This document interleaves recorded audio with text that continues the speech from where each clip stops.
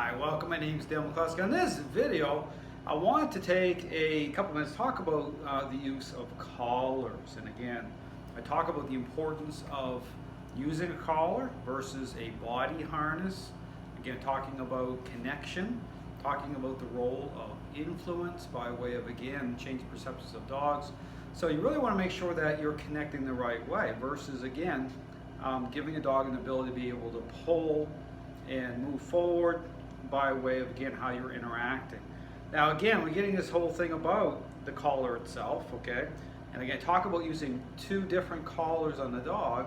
It's all about being able to use the collar at the right time, depending, again, on your environment, how you're interacting, okay? So the ability to be able to switch back and forth. Now, the collars I recommend, now here's just a standard, your standard nylon flat collar, okay? It's one of the collars that I recommend, just your standard buckle collar, okay?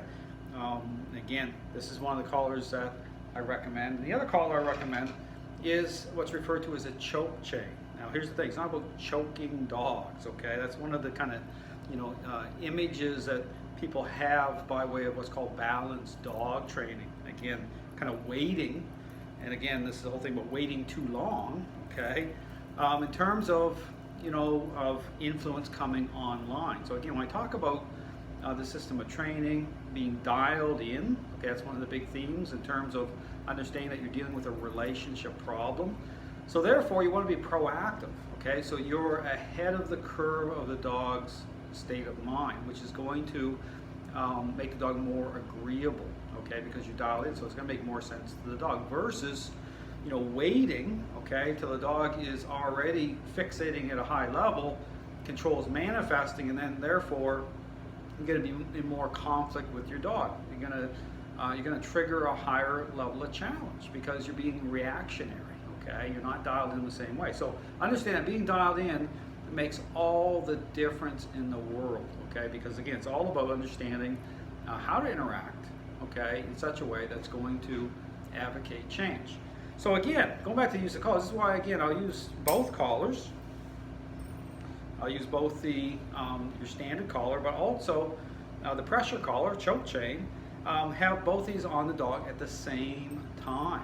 So again, this is where you can switch back and forth between the standard collar. So again, when I'm interacting with dogs, I'm doing certain interactions such as what's called the push and pull, okay, by way of socialization. I'll typically use just the flat collar because I want to keep influence level down, okay? I want to be more intentional versus, again, needing more leverage at times, okay, be able to control a dog. Especially, again, understand that when you're dealing with bigger, larger, more powerful breeds, okay, you want to have the ability to have control, okay? So therefore, because again, you see a lot of people getting injured, they're getting pulled down on the street, broken bones, okay? You don't want to put yourself in physical harm, okay? So again, this is where you can make the switch, okay, by way of a pressure collar, choke chain. Again, you want to keep up very high in the dog's neck area. It's more sensitive. But understand something here. This isn't about, people can have this imagery, okay, about choking dogs, cutting off their airway. That's not what this is about.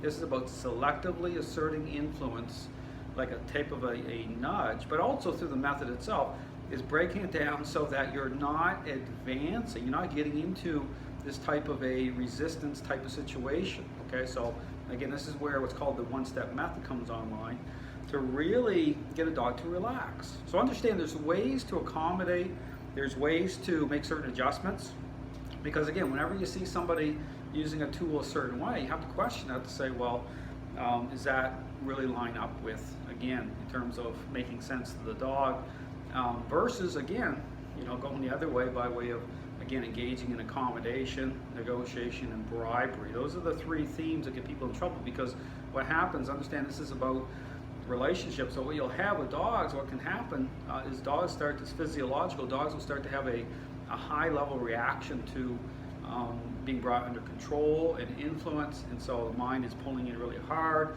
and so that the temptation is to go the other way, okay, in terms of allowing the dog go in front, the body harness.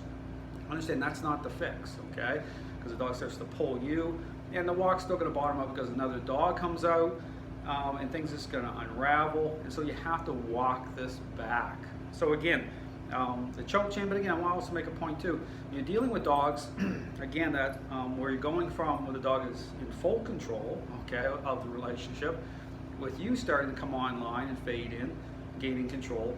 You want to be very careful, okay, when you start to use a device such as a choke chain, okay. I would recommend just starting with a flat collar and less distracting areas at first within your home environment, because again, understand that if you use this choke chain and you're not dialed in properly, you really can trigger a high level of challenge with the dog.